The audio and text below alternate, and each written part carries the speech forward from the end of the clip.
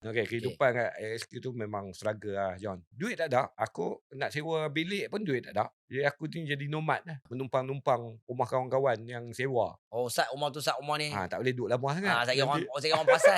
orang Saya kira orang meluat.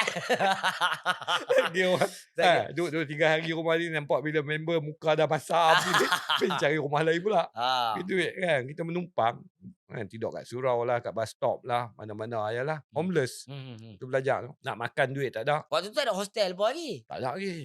Yang baru-baru kan? PTPTN pun tak ada lagi, apa semua tak ada. Semua kena biaya sendiri. Mak Ah. aku ada minta zakat tapi kena kena tolak. Minta sumbangan zakat. Dapat sekali sebab depa tersilap. Second time next semester mak aku nak pergi minta lagi zakat tu dah tak boleh, kena reject. Mak aku kata, "Pasal apa? Dulu boleh ni tak boleh."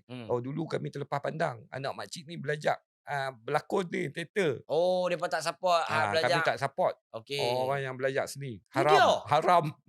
Dia zakat ke tak? Untuk zakat lah. Untuk zakat. Ya. Okey.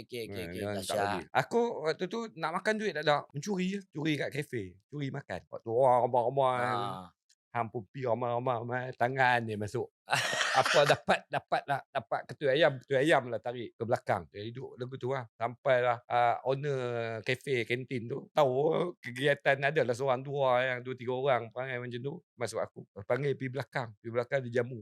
Bagi makan? bagi makan dekat belakang tu. Tapi dia kata jangan duk buat lagi lah lagu tu. Tak ada duit nak makan, beritahu dia kata. Jangan duk mencuri lah.